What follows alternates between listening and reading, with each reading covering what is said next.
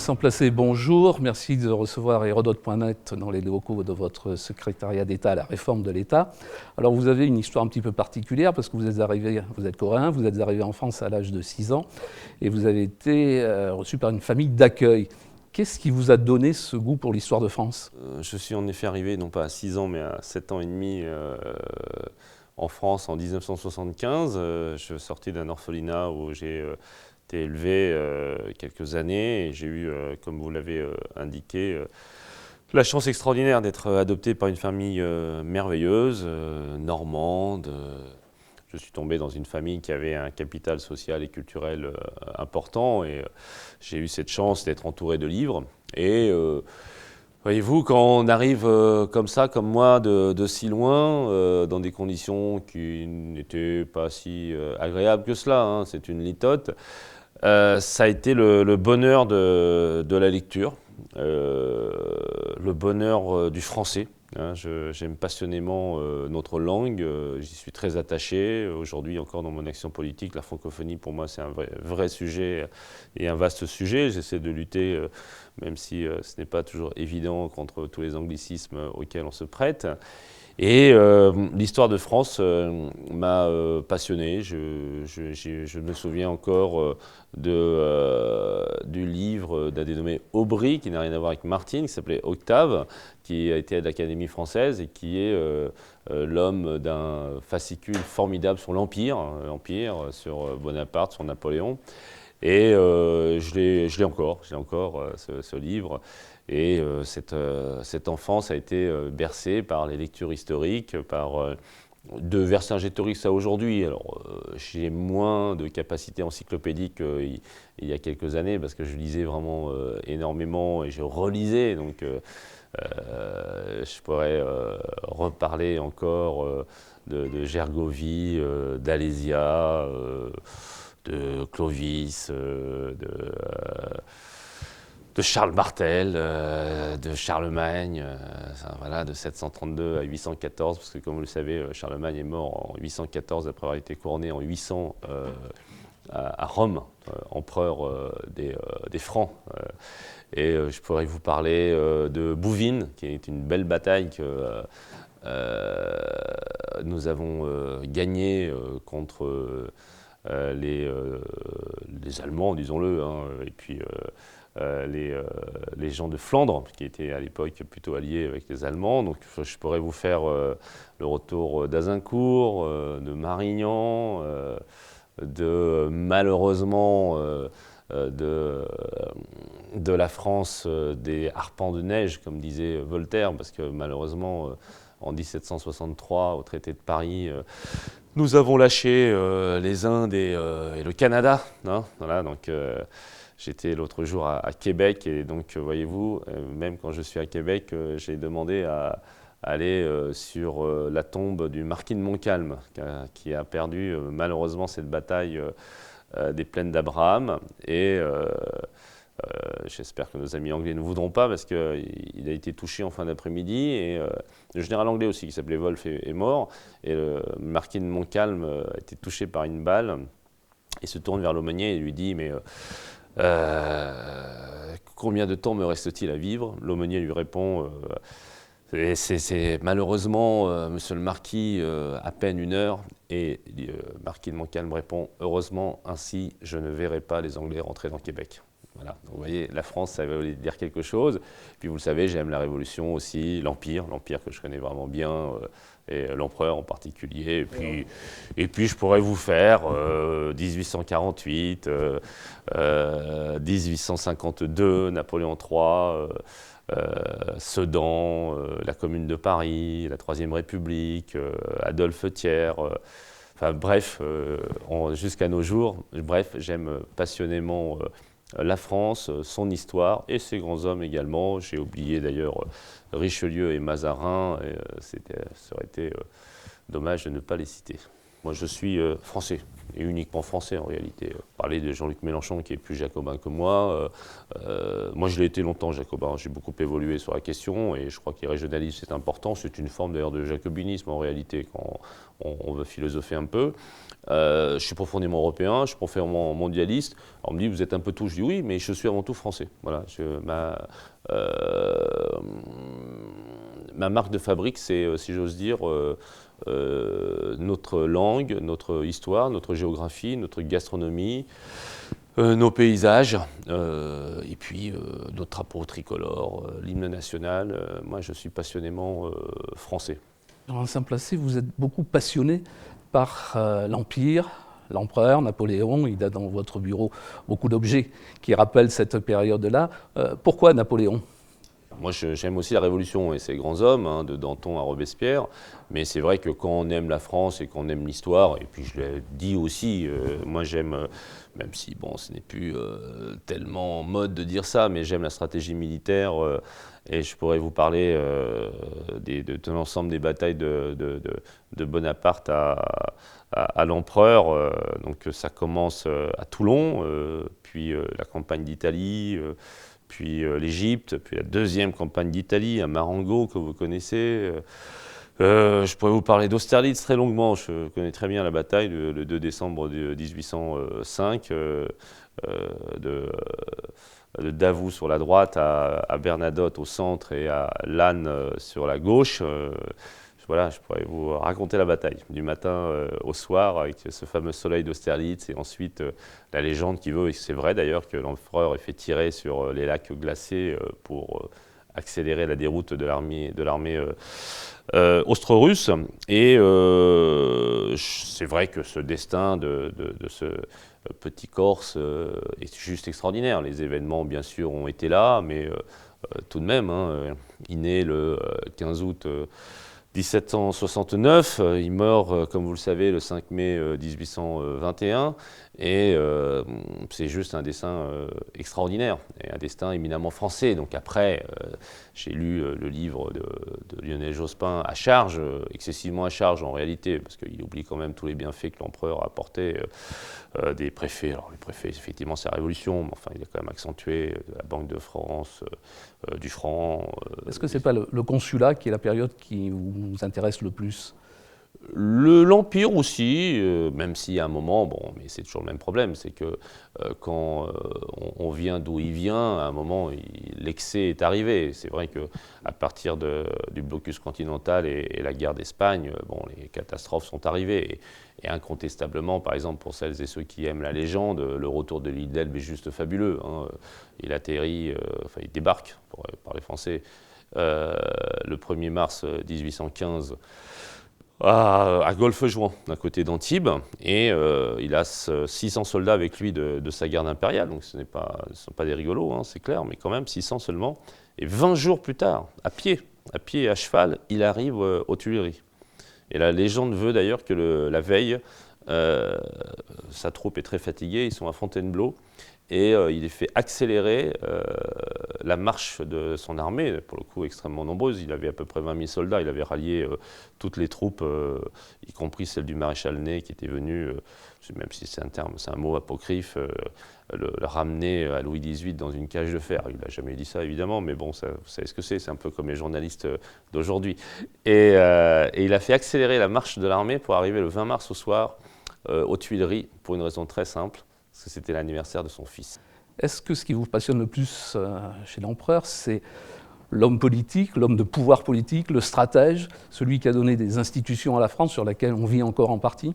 L'homme de pouvoir, l'homme de réalisation pour la France, même si, je le dis, tout ce qui se fait après l'Espagne n'a plus aucun... ce qui s'est fait en Espagne n'a aucun sens. La campagne de Russie non plus. Et probablement à un moment, il lui fallut s'arrêter, hein, incontestablement. Mais d'évidence, et tout de même, et puis y compris aussi ce qu'il a été fait sur le plan, je ne suis pas d'ailleurs pour les colonies françaises. À chaque fois, on me dit, ah, mais tu fais l'apologie des colonies françaises. Je dis non, la période est différente, et c'est vrai que par exemple la vente de la Louisiane n'a pas beaucoup de sens.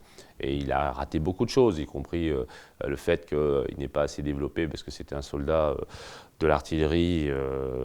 Il n'est pas beaucoup développé la marine de guerre, la marine marchande. Le blocus continental, je l'ai dit, n'avait pas beaucoup de sens. Enfin bref, on pourrait faire à charge et à décharge, mais aujourd'hui, il y a juste, même encore aujourd'hui, il y a un livre par jour sur son empereur. Pourtant, aujourd'hui, les avis sont très partagés sur Napoléon, entre Dominique de Villepin, qui l'admire, et Lionel Jospin, qui le conteste très sévèrement. Quel bilan, vous faites un bilan plutôt équilibré? Évidemment, et puis en plus aujourd'hui, personne ne ferait l'apologie de la guerre, du nombre de soldats qu'il a engloutis dans ses campagnes, et incontestablement, est-ce que la France est mieux portée en 1815 qu'en 1799 avant Brumaire? Donc il a rétabli, il est l'homme de la Révolution quelque part, parce que même la noblesse d'Empire, c'est quand même une noblesse de la Révolution. Il fait beaucoup de choses, on l'a dit, pour la structuration du pays, et ensuite la folie de la conquête l'a malheureusement emporté. Je crois qu'il a dû dire ça dans Lascaz, le mémorial de Sainte-Hélène. Il a dû dire que en fait, le fait d'être à Sainte-Hélène lui rendait une forme d'absolution pour tous ces méfaits. Hein. Et c'est vrai que c'est cette légende qui est terrible, c'est que, y compris même, ça a été relayé après. La légende impériale, c'est aussi l'Aiglon, le duc de Reichstadt qui meurt jeune, et puis c'est Napoléon III, parce que Napoléon III, c'est juste incroyable, hein, parce que les gens ne mesurent pas qu'il a régné près de 20 ans, hein, de 1851, parce que d'ailleurs il fait son coup d'État le 2 décembre, la famille est assez attachée au 2 décembre, et il chute en 70, donc près de 19 ans, après une carrière rocambolesque, ce qui donne d'ailleurs à tous ceux qui font la politique le plus grand désespoir, parce que plus loin espoir, parce qu'il aura réussi une conquête du pouvoir totalement imprévue en réalité. Aujourd'hui, qu'est-ce qui reste de cette période historique que l'on a brassée quand on est un homme politique? Qu'est-ce qui fait résonance aujourd'hui avec de l'histoire? Qu'est-ce qui fait résonance avec la période actuelle? C'est probablement plus du tout dans les mœurs aujourd'hui de dire ça, mais je l'assume, c'est probablement le génie militaire. Le génie militaire qui fait que la campagne d'Italie, la première, Lodi, Arcole, Rivoli, enfin, ce sont des mots qui veulent dire des choses pour les Français. Le Mont Tabor, il y a encore une rue du Mont Tabor. Personne ne sait que le Mont Tabor, c'est une bataille que le général Bonaparte a gagnée dans la campagne d'Égypte et même au-delà, parce que je crois que le Mont Tabor, c'est plutôt vers l'actuelle Palestine. Mais Aboukir, enfin, ça veut dire des choses aussi. Marengo. Et cette France qui, effectivement, peut-être, il y a une forme de nostalgie de cette France aussi puissante, qui était la première puissance du monde. Alors, l'empereur est resté populaire longtemps, malgré les conscriptions, malgré la guerre, parce que ça a été une période de faste budgétaire. Parce que ce qu'on oublie souvent, c'est que la guerre, d'ailleurs, ça nous a apporté beaucoup de tableaux d'art d'Italie ou d'ailleurs, qu'on nous a repris lorsque les alliés de l'époque sont arrivés en 1814 à Paris, mais on en a conservé un peu, mais c'est de l'argent. On avait des tribus de guerre à l'époque, c'est-à-dire que quand on signait des accords de paix après, on payait. Donc c'est une période faste sur le plan budgétaire, c'est une période faste sur le plan des investissements, la mobilisation des manufactures. C'est la reprise des Gobelins, c'est les canuts de Lyon, les soieries, enfin la betterave. Enfin, il y a un développement économique gigantesque en réalité. Et ça, évidemment, ça a permis de faire passer la pilule de la conscription et des décès. Et puis à un moment, c'était d'ailleurs l'excès de guerre a créé un déséquilibre. C'est par exemple l'Espagne, c'est absurde. Parce que le problème de l'empereur, c'est qu'à un moment, il passe, d'ailleurs, il rompt avec la Révolution, avec le fait monarchique et le fait du sang. C'est-à-dire que ses frères, qui étaient quand même globalement des incapables, allaient installer le roi Joseph en Espagne, alors que c'était des alliés. Hein. Ferdinand, ce sont des alliés. Ce sont des Bourbons qui sont pourtant avec nous. Et aller remettre son frère, qui avait déjà montré, je crois, à Naples, qu'il n'était pas particulièrement compétent, mettre son autre frère, Louis, en Hollande, Jérôme, lui, devenu roi de Westphalie, mais ça n'a aucun sens. Et c'est là où, d'ailleurs, la rupture se fait, et une forme d'illégitimité, parce que héritier de la Révolution, promoteur de la Légion d'honneur, du maréchalat, de la noblesse d'empire, développeur économique, fondation de l'État. Et ici, on s'occupe de la réforme de l'État. Et pour lui, pour le coup, il aura particulièrement réformé. Enfin, des bases de France qui, pendant 200 ans, s'est construit là-dessus. Puis à la fin, c'est effectivement le délire, même plus militaire, le délire de la conquête, et puis l'installation de sa famille qui n'a vraiment aucun sens. Et quelque part, dans ces moments-là, en fait, les responsables politiques tombent dans leurs défauts. Et lui, son défaut de base, c'est qu'il est parti petit de rien, et il était de petite noblesse néanmoins, et il a recréé un système au départ. C'est que même à un moment du temps de sa folie, comme il avait épousé Marie-Louise, il disait Louis XVI, mon oncle, ce qui de fait était vrai par ailleurs, mais ça n'avait plus aucun sens. C'est-à-dire qu'à un moment, c'est triste d'ailleurs quelque part. Est-ce que les 100 jours, c'est pas l'épisode d'un homme qui veut garder le pouvoir coûte que coûte? Il y a eu beaucoup d'erreurs commises par les Bourbons et de mépris qui ont permis le retour de l'empereur. Parce que c'est ça aussi la politique, c'est que ça change très vite. Quand l'empereur part après les adieux de Fontainebleau, il est honni, conspué. Il y a des épisodes d'ailleurs où il descend vers l'île d'Elbe, où il doit se cacher. Il y a le fameux épisode de la Calade où il doit même se déguiser avec des costumes de ces geôliers, si j'ose dire, mais qui étaient tout à fait respectueux de l'empereur et de son statut, mais de l'officier autrichien, de l'officier anglais. Et il a dû se déguiser pour échapper à la foule. Et donc, on voit que les choses sont toujours difficiles. Et à peine un an plus tard, les erreurs du Bourbon font que cela rend son retour possible. Alors, il le fait astucieusement en passant par Grenoble, qui est la fameuse route Napoléon, parce que l'empereur savait que la route du Midi était plus difficile pour lui, qui était quand même resté assez royaliste. Et il passe ainsi par le fameux col de la Fraye, où la légende veut qu'il ait ainsi rallié le régiment qui était commandé, d'ailleurs, je crois, par le général Marchand, mais il faudrait vérifier, où il y a le colonel de la Bédoyère aussi qui est là. Et il rallie, selon la légende, ce régiment, ce bataillon qui lui est envoyé. Il s'avance tout seul.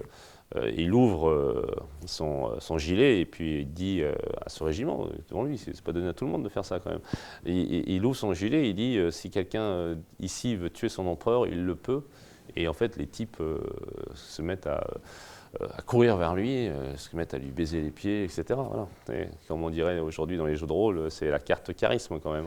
Est-ce que Napoléon, c'est pas l'homme politique moderne, dans la mesure où il a créé le storytelling? Oui, exactement, parce que notamment, il avait été l'un des premiers à faire sa propre publicité avec, je crois que le journal devait s'appeler Le Courrier de l'Armée d'Italie, ou quelque chose comme ça, en 1796. Et d'ailleurs, à l'époque, Barras et tous ceux du Directoire, parce que vous vous souvenez qu'en 1795, c'est le Directoire qui s'installe avec le Conseil des Anciens et le Conseil des 500. C'était le bicamérisme d'ailleurs, c'est la première fois que le bicamérisme arrivait parce qu'il y avait eu beaucoup d'excès de la législative et de la convention précédemment. Et il avait cette capacité de communiquer. Et quelque part, la campagne d'Égypte est très révélatrice, parce qu'en réalité, c'est une catastrophe. La campagne d'Égypte, pas culturelle, parce que c'est formidable, c'est les hiéroglyphes, l'Institut d'Égypte, notre présence là-bas d'ailleurs, qui a toujours encore une réalité, il y a toujours un institut culturel au Caire, et c'est l'héritage de l'empereur, Champollion, etc. Après, la pierre de Rosette. Et sur le plan militaire, c'est la catastrophe. C'est-à-dire qu'il a réussi en plus à masquer par une victoire, à aboutir, une victoire terrestre, une catastrophe navale, comme souvent d'ailleurs, que le aboutir d'avant était notre premier Trafalgar. La percée vers Saint-Jean-d'Acre est une catastrophe aussi. On est en plus obligé, bon ça c'est aussi, il y a un tableau magnifique là-dessus sur les pestiférés de Jaffa. Hein. Et en réalité, bon, on est obligé d'abandonner même nos blessés. Hein. C'est la réalité. D'ailleurs, on les a tués parce qu'à l'époque, on rigolait pas beaucoup. Et donc, c'est une catastrophe. Et ça a quasiment été perçu comme une victoire. Une victoire. Et puis, il y a une geste napoléonienne en réalité, parce que c'est pour ça que je vous raconte plein de petites histoires. Parce que, par exemple, à Arcole, c'est une catastrophe aussi en réalité, parce que la vérité c'est qu'on a gardé le tableau du baron Gros, général Bonaparte avec le drapeau tricolore, qui a chargé quand même, hein. Il a chargé sur le pont tout seul, et ça permet quand même d'entraîner la troupe. Mais il a failli être tué, et son aide de camp, un jeune qui s'appelait Muiron, M-U-I-R-O-N, s'est jeté devant le général pour le préserver. Et il est mort, et le général Bonaparte est tombé dans l'eau. Donc c'était pas très glorieux, et donc après, bon, on a quand même réussi à passer, mais enfin c'était pas très glorieux. Et il a envoyé une très belle lettre à la femme de Muiron, et il s'en est occupé d'ailleurs, ainsi que la famille, pendant tout l'Empire.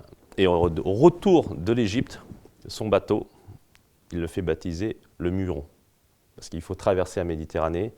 Et il se souvient de ces jours à Arcole. Il se dit, lui, son nom va me protéger. Et il arrive d'ailleurs de façon invraisemblable, parce qu'il franchit la Méditerranée, et il est béni des dieux quelque part, parce qu'on n'avait plus de flotte, on n'avait plus rien, et puis il passe. Vous disiez que Napoléon était l'homme de la Révolution, et en même temps, il a été porté au pouvoir pour clore la Révolution. Oui et non, c'est-à-dire que le problème du directoire notamment, c'est que bon, c'était devenu une contre-révolution, incontestablement, même si c'était plutôt les hommes de la Révolution qui étaient en place, ceux qui ont sorti effectué Robespierre en Thermidor, mais c'était devenu quelque chose, certes, qui a été caricaturé après, mais vraiment sans projet. Il n'y avait plus de ligne politique, il n'y avait plus de projet à part se maintenir, il y avait déjà des changements de scrutin, il y avait vraiment une volonté, y compris de régulièrement contourner les choses. C'est d'ailleurs comme ça que Napoléon est apparu, c'est le général Vendémiaire, c'est qu'il a fait tirer quand même sur les royalistes qui manifestaient à l'église Saint-Roch, à côté d'ici. Et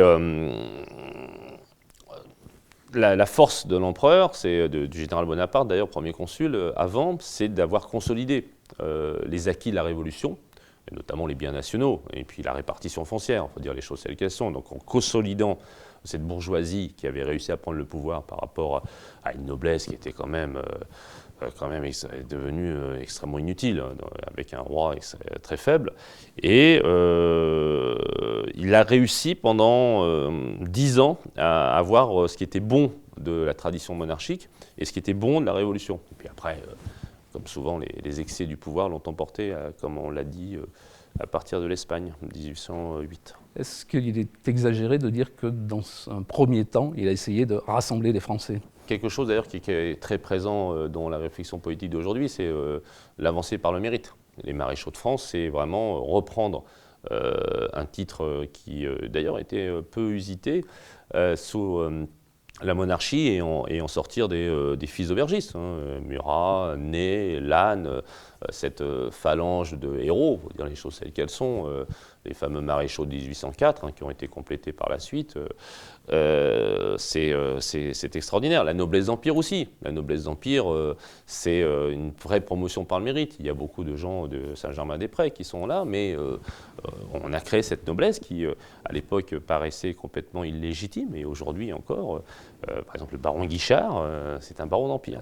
Vous avez même, dans votre passion pour l'Empire, apporté des informations à certains de vos collègues parlementaires sur leurs aïeux contemporains de Napoléon. Une bonne blague que j'ai pu faire à Emery de Montesquieu, Fézanzac, que j'apprécie beaucoup, qui était sénateur UDI du Gers. Et puis, comme on était tous les deux à la commission des finances, on avait des séances de nuit. Il n'y a qu'au Parlement on fait des séances de nuit. C'est absurde, mais enfin bon, c'est comme ça. Et donc, on n'était plus très nombreux en séance. Et je lui ai parlé en effet de ses aïeux, parce que Aymeri de Montesquieu-Fezensac, c'est une grande famille qui est partie d'ailleurs de Marsan. Je crois que Aymeri est toujours maire. Aujourd'hui, 1000 ans plus tard, donc il y a quand même une certaine persévérance. Et comme évidemment, Aymeri est assez flamboyant, il me parlait de ses ancêtres. Et je lui avais rappelé qu'un de ses ancêtres avait, après d'ailleurs avoir été, je crois, émigré et rentré pour se mettre au service de l'empereur. Et il y avait une conversation restée fameuse avec le général Junot, un des proches de l'empereur. Et l'ancêtre de Montesquieu avait dit « Mais monsieur, vous n'avez pas d'ancêtre ». Et le général Junot lui a répondu « C'est moi l'ancêtre ». Vous avez parlé de Richelieu tout à l'heure. Daniel Cohn-Bendit vous a traité de Richelieu des Verts. Oui, j'avais trouvé ça. Alors j'avais dit d'ailleurs, c'était désagréable pour Mazarin ce que j'avais dit, parce que j'ai dit Richelieu n'est pas Mazarin, parce que Mazarin était un grand homme d'État, hein, il a beaucoup aidé Louis XIV, et il y a eu beaucoup de choses positives de fait sous le règne de Louis XIV, tant que Mazarin était là.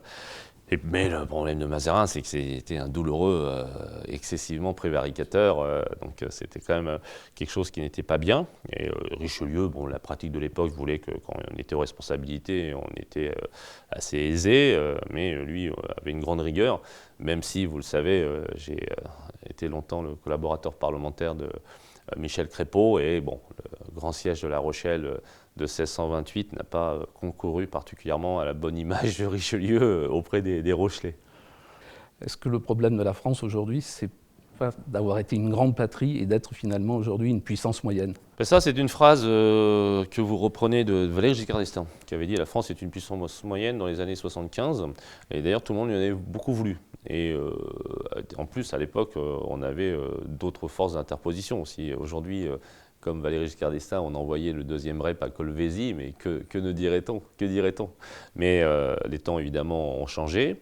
Notre rayonnement n'est plus y compris déjà sur le plan quantitatif, on vient de dire, 7 milliards d'habitants, bientôt 1 milliard en Inde, 1,3 milliard en Chine, nous on est 65 millions. Bon, voilà. D'ailleurs, nous avons une dynamique démographique, ce qui montre que malgré tous les pessimismes, vous savez, le fait de faire des enfants, c'est ce qu'il y a de plus positif pour une société, et c'est une réalité aujourd'hui en France. Mais c'est vrai qu'on a les difficultés que nous connaissons, y compris par rapport, d'ailleurs, je vais le dire, à la compétitivité.